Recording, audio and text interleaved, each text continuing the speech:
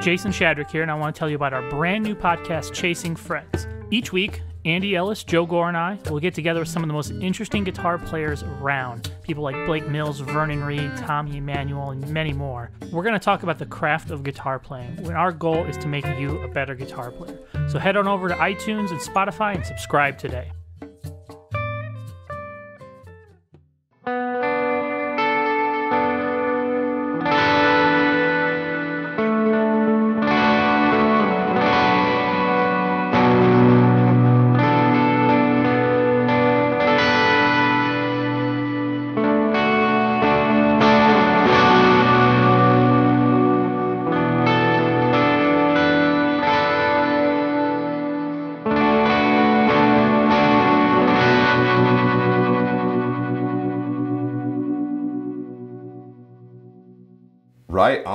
Right on, dude.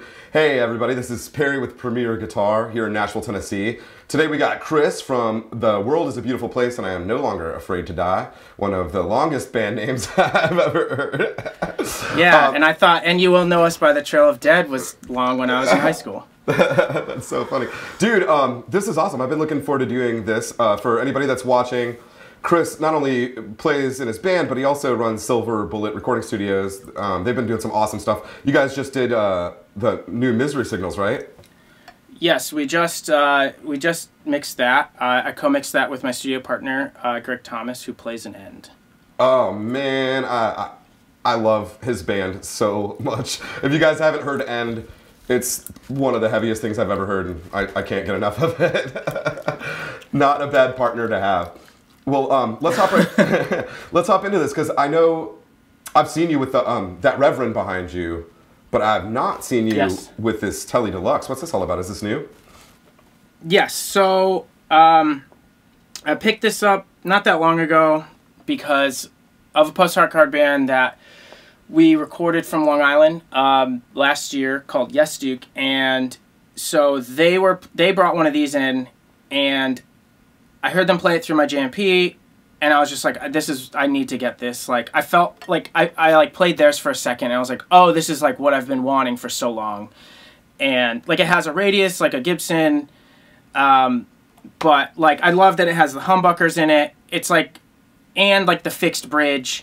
So it's like, it's like a cool combination for me. And so, you know, I got it somewhat recently, and then I switched out the pickups to a Seymour Duncan, Nazgul, and Sentient, and this has like been the main guitar on our newest record, which I'm in the middle of tracking guitars on, and like I shot it out against a bunch of other things that I have, and this has been like the main one, which I'm glad it was, because I put a lot of time into upgrading stuff on it, or like, you know, and I was really hopeful it would be the main one.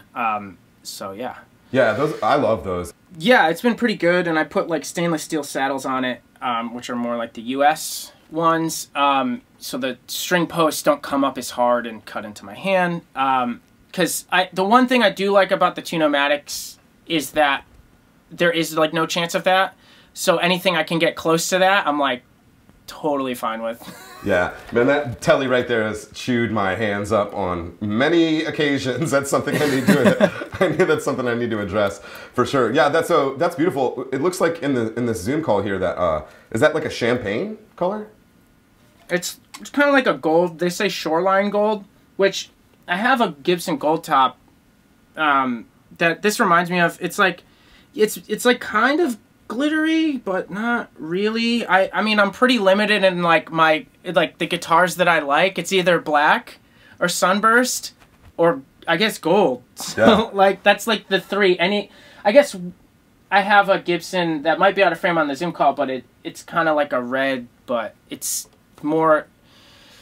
It's not too far from. It's not really a sunburst, but it has that kind of a feel a little bit to it, like like the way the paint opens up. So, when you guys are touring, how many guitar changes are you doing a night? Like, is it a lot of different tunings?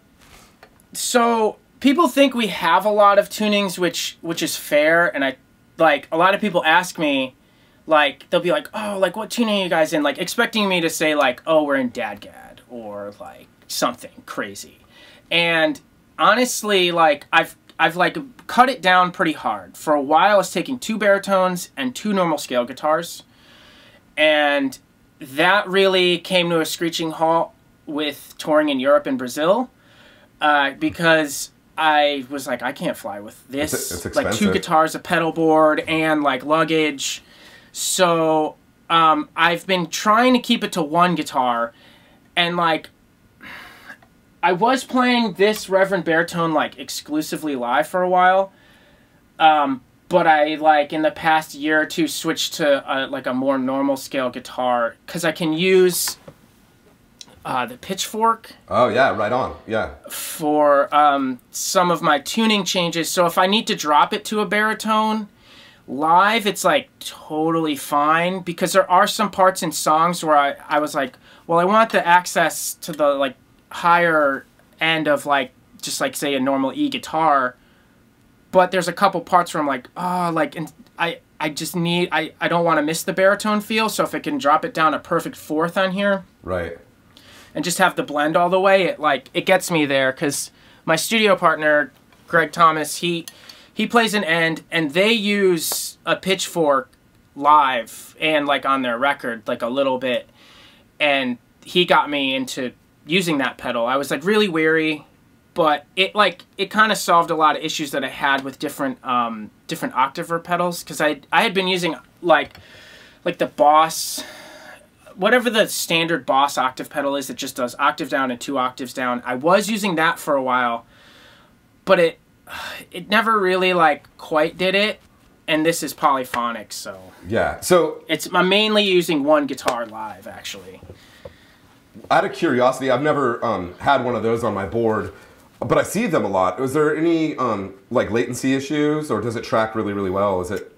It tracks pretty well. Like I wanted to get the Digitech drop for a second, but anything I saw, this pitchfork was like everything I needed. Like you might notice like a very slight delay, but it's like so subtle that like I can live with it. Right, and then the live, instead of having to switch a whole guitar. Right, and live, I'm sure it's not that noticeable if you're pretty loud, right? Yeah, no. At that point, it's like you're just like, oh, this is awesome. Like it's like even more full sounding. I love it.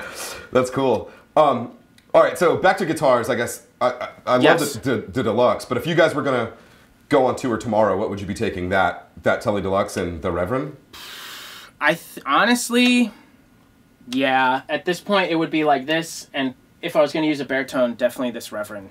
Right. This is like a 26.5 scale, so it feels a little closer. Like the changeover is less weird, because when I started using baritone live, like in 2014, I had a Jazzmaster baritone, and that's a 30-inch scale. So I was going from that. I was going between that and this, my Gibson S1, and it was like night and day. Like it was really like hard. Yeah. Every other song, like just like, oh, I want to fret a power chord on 1. It's like my whole hand is just like stretched. That's a pretty dramatic change for 1 set. Yeah. Yeah. Oh man, so I'm guessing that has the rail hammers or something, the Joe Naylors. Yes, whatever the normal. It's a rail hammer.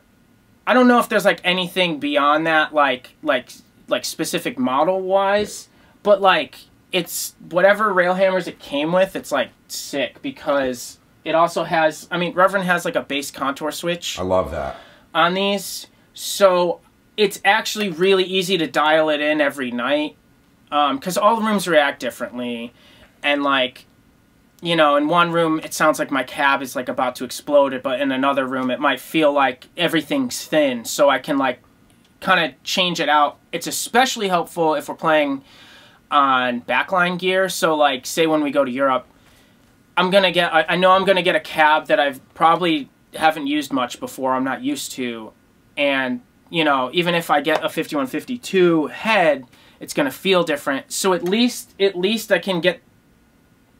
can change some of that variable, because the baritones always make the amps react different than like say this. Right. Is it so?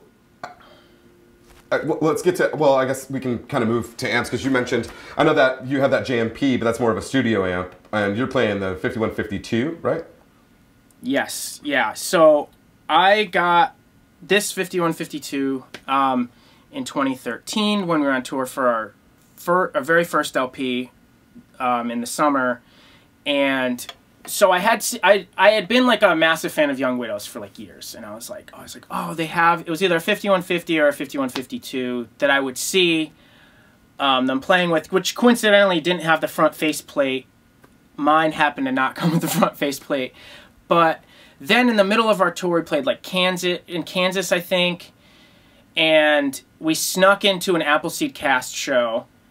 We had played across the street. We're sleeping in people's basements, so like the $5, $10 cover seemed like extreme. I was like, that's an entire meal. That's like all my food for the day.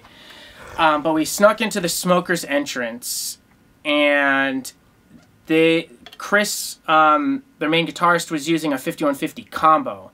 And I was like, I didn't realize it at first, and I was like, oh my God, this sounds amazing. This is like the best clean sound I've ever heard in my life. Like, what's happening? I was like walking back and forth, just like trying to see like what was behind everybody. And I saw like a battered, it was like a 5150 combo. And I was like, really? It's just that? Oh my God. And the merch guy for one of the bands we were with, like a couple days later, just by chance was like, oh, I'm selling mine. Does anyone want to buy it? And I was just like, right here. Sure do. Yeah, if you watch any of my other rig rundowns, you'll know that I'm an absolute nut about the 5150. I think it's a criminally underrated amp, especially those combos, because I think they're like 50 watts or something, right? Yeah, I think they're like 60. I listened to a podcast about it. It might have been a video interview with the guy who designed it, and that one even they like changed the design a little bit. But I even want to get one of those. Like I love them so much. Man, they're great.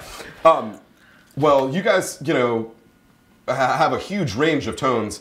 You're playing, you know, pretty distorted stuff, and then sometimes really clean, beautiful stuff. Do you have any trouble with the 5150 in the clean channel, or no? No, the issue I get is when I get backline and like when we tour internationally, and then what always happens. And, like, it's fine. It's, like, totally fine. But what happens is there's, like, a confusion between the amp. So I'll say a 5152, but most backline companies have a 5150. So people just see that, and they go, okay, yeah, here, we have a million of these. And the clean on that one is really tricky. And I see why everyone's like, oh, I don't like it. It's really thin. And I totally agree.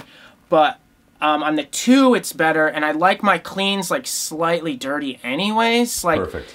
It'll give like a little bit more decay to like my reverbs or delays. And I mean, when I was a kid, I saw Misery Signals like a bunch of times. Coincidentally, now got to work on the mix for one of their for their most recent record, but I was always like, wow, those cleans are amazing. And it was just, they weren't using any effects. It was just one of these amps, and it was just like the way Ryan like played into it, one of their guitarists. And yeah, I mean, I like the main thing is that I can change the effects loop in and out. So like, we have some songs that really need to like cut, like when it ends or when a part ends, it needs to like be silent. And if I have all my pedals, I'm like doing a tap dance and there's trails. With this, it's just like a hard cut and nothing, like everything's just silent. Oh, that's nice. Which is good. So I don't really experience too much trouble with it because there's so many moving parts to like a world is like song and like the other effects I need to do. If I can keep my brain into just, there's 3 settings. We have clean, crunch, and channel 3. If I'm going like, I really need like a massive part to just feel really full and maybe fuzzy or just overly just over the top. That's about where my brain stops on that, and the rest is just like, okay, I need to combine these reverbs and these delays and right. Yeah, well, that's a good way to compartmentalize and not get confused, you know, on stage, because it can be really, really tricky, especially if you're dealing with, you know, a lot of modulation effects, which you know, I've seen you use a ton of different effects, and just looking behind you, I can see the Rainbow Machine and the Mel 9 and all kinds of rad stuff. Yeah. So how do you decide what goes on your board? Does it change every tour? Or, because you know, you got a studio, you got gear everywhere. Yeah, so it is always kind of shifting, I guess, but as I'm looking at it, I'm like gauging like how long have you been here at my pedals down here. But there's a few that have like remained the same through the years. So I always have a volume pedal. Cool. So it's a Morley, like the active volume. It's like the mini. Because I only have a pedal train 2 right now, so like anything I can use to save space is like amazing. And I'll have like, yeah. So like, and then I'll have the Polytune, like the mini tuner. Like you know, that's helpful. And then, okay, so what has been on my board since 2014, like every single tour, has been the PS5, the Super Shifter. Love that pedal. Yeah, it's sick. I used to bring a whammy pedal on tour, and it's huge. So, anyways, to save space, I got this, but I use the tremolo arm function on the slowest setting for like big, like any rise that I can, and I'll plug it in right now. But, sure. And then there's the flutter function, which is like a wild, it's kind of like a chorus. But I'll just plug in that right now, because that has like remained in there for years. Like there's no question about that. Yeah, I'm a huge fan of that pedal. And you're right, like the whammies are all huge. And I've actually broken several of them, so that's always a pain. Because there's like so many different versions of it, and like finding one when you're on tour can be a bit of a pain in the ass, but yeah. Yeah. Like, thankfully, when I got mine, they had switched the power supply to just be a normal, like, every part of it could go any other pedal. It could switch out. But I think before that, there was some sort of adapter you needed. Yeah, it was like a proprietary thing. Yeah, almost like the old Line 6 pedals and stuff. Yeah, that's always, always kind of a pain. Yeah.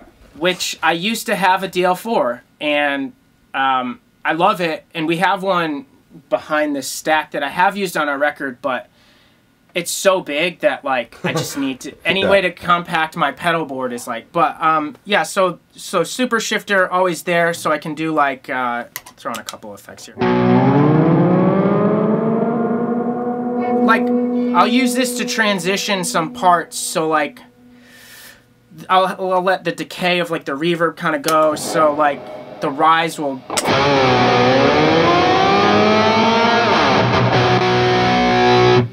so it kind of, it's just like a weird thing, or if I'm in like really spacey, clean stuff, I can...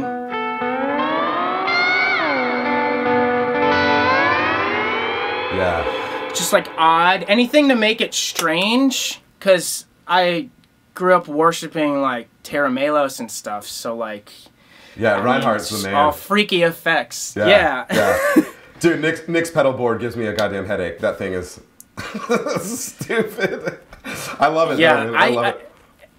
Yeah. Anytime someone's like complained about my board and they're like, "This is too crazy. There's too much," and I'm like, "Well, have you seen photos of that?" His is like a self-aware spaceship with like 3 different sections and shit. It's crazy. That shifter, I love that thing. I got one when I was a kid because I was obsessed with the Deftones, and it does that digital bath, like that weird. Like the digital artifacts thing, and I love it. Yeah, that's a great pedal. I have been in a very big Deftones phase again. Like I mean, one of the first CDs I got was around the Fur, but like even lately, I've just been diving back in because the guitar production is so massive that while doing guitars for a new record of ours, I was just like, what are like over the top guitar records, right? And like they do so much with, you know, 1 or 2 guitarists, right? Like Chino will play sometimes, but so I don't know if if you've dived into it at all, but what were they doing? Just was that like 30 guitar tracks?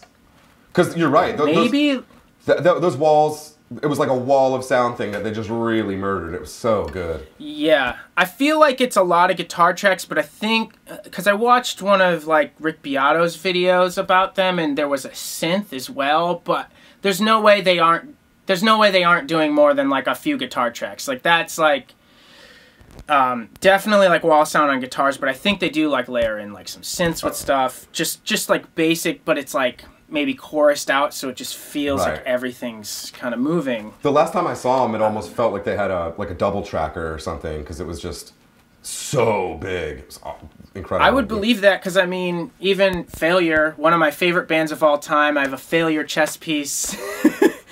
No way.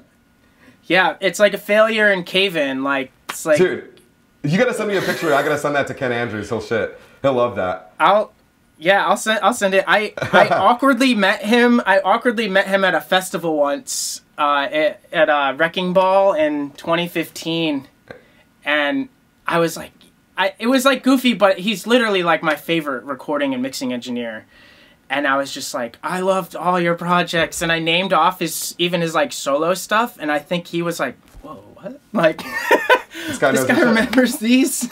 Yeah, so he was really nice, but yeah, like, another one of my favorite bands and great guitar production, and yeah, I think I saw that they were using a doubler live. In the, like, yeah, more of a story here. I think they use a doubler live. Yeah, I mean, if you're doing a 3-piece and it sounds that damn good, there's a lot going on, you know. Plus, I mean, Ken is a mad genius with his Axe Effect setups and stuff. I think he actually kind of advises them on a lot of shit because he's so involved. But yeah, that dude is amazing. I think I gave him the creeps a little bit the first time I met him, because I'm just so obsessed with not only Failure. I mean, I've always loved Failure, but like even his production, like what he did with those, that he mixed the Last Citizen record, and it was like, I remember the first time I heard it, I'm like, why does this sound so good? And look at, oh, Ken Andrews, yeah. It's like, yep, yeah, course. He did. Yeah. Paramore self-titled. Was that 2013 or so? Which is like a perfect sounding album, you know.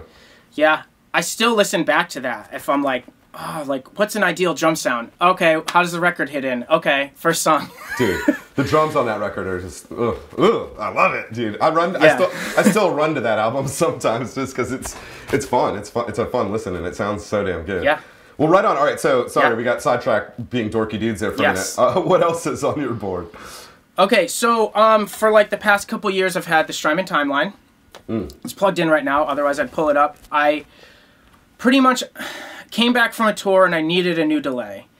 Like, I needed.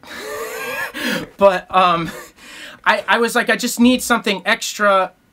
And so I went to like a Sam Ash, and I was like, I'm not going to buy the Timeline. I was like, this is ridiculous. There's no way I'm going to buy the Timeline. And the kid working was like, you're going to want the Timeline. And I was like, I don't need the Timeline. Let me try out everything.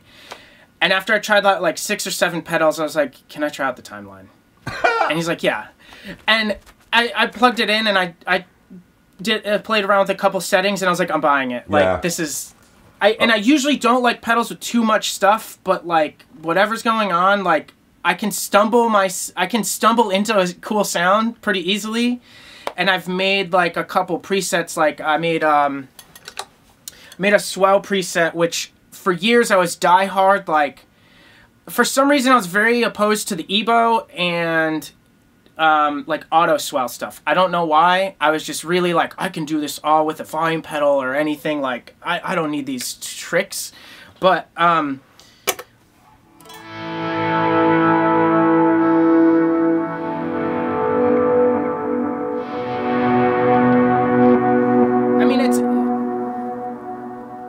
it's a simple thing, but it's so helpful live that I have less things to worry about, because usually I have to worry about my foot going up and down, and then I have to jump to get other stuff. That this like one switch, I was like, all right, amazing. Right. So that's been on there, and the Avalanche run, since I got it in 2017, I haven't done a tour without it. It's like my main reverb and delay on our new record. Everything, like, that thing is sick. Like, it can go 100% wet on the reverb, so I can make, like, total, just, like, washes, like...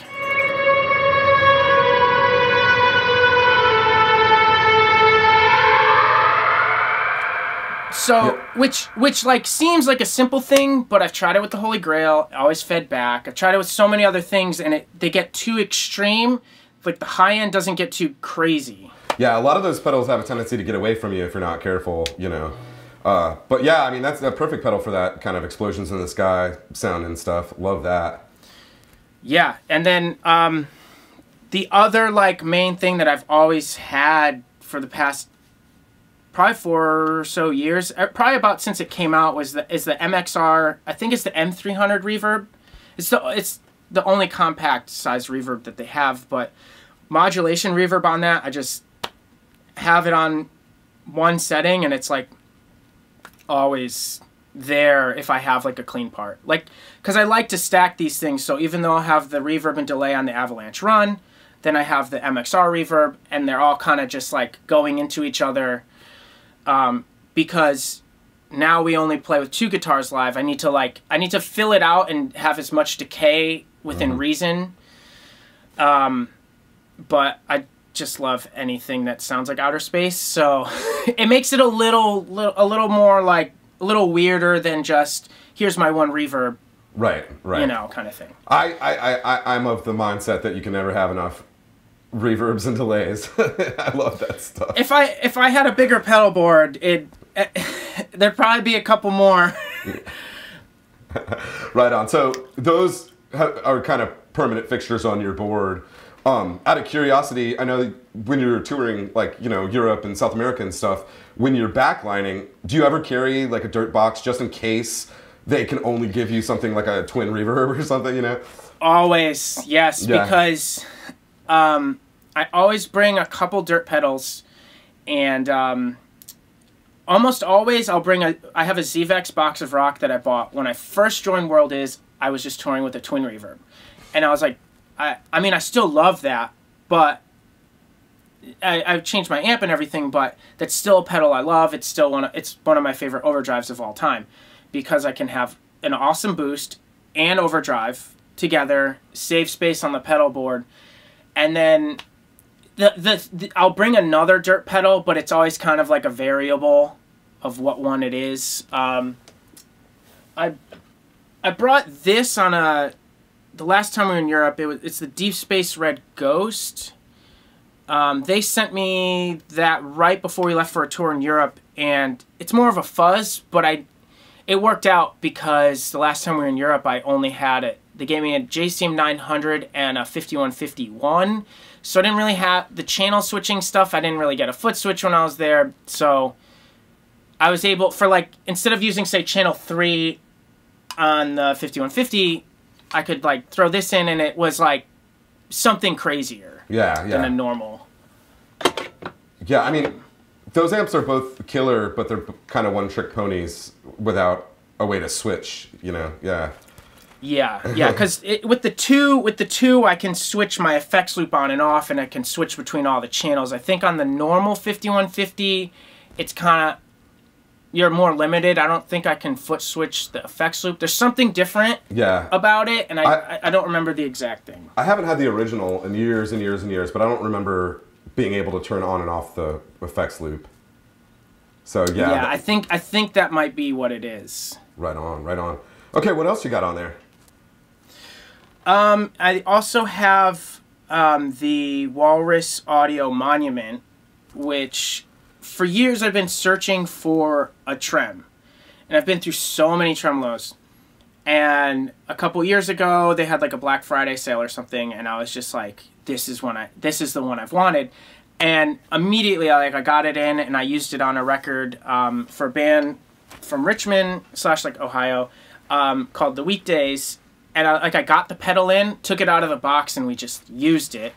And now I used it on, we did a Sunny Day Real Estate cover that came out a couple months ago, and I used it on a bunch of layers, because, here, I'll show, there's like, the harmonic mode's my favorite, because it's a little weirder than a normal choppy tremolo, but,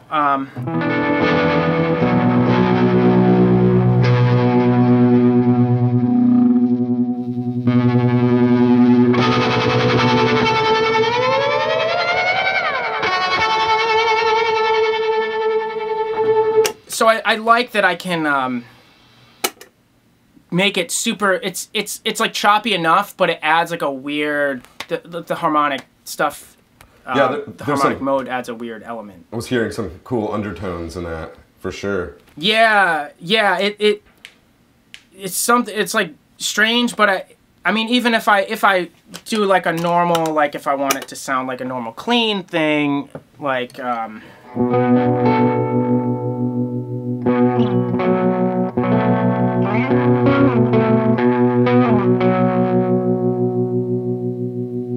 It'll do that too. But I like to make it like kind of like it's almost like chopping all the way, but it's like not quite.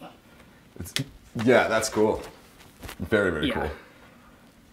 And then, I mean, the last one that I've had like the past few years is the TC Electronic Ditto X4, I believe. It's the larger one. I don't have it hooked up right now because with tracking, I haven't needed it for like the main rhythm stuff. But I'll use that. I'll like combine that with the Avalanche Run, like all the way wet, and I just make a drone that'll just extend out, and there's an auto like decay on that looper, so all I have to do to start a song is I hit the auto decay and I start the song. I don't have to worry about like bending over to, because I do like to change the volume on it. I don't like to just cut it unless the song is like just gonna immediately hit in.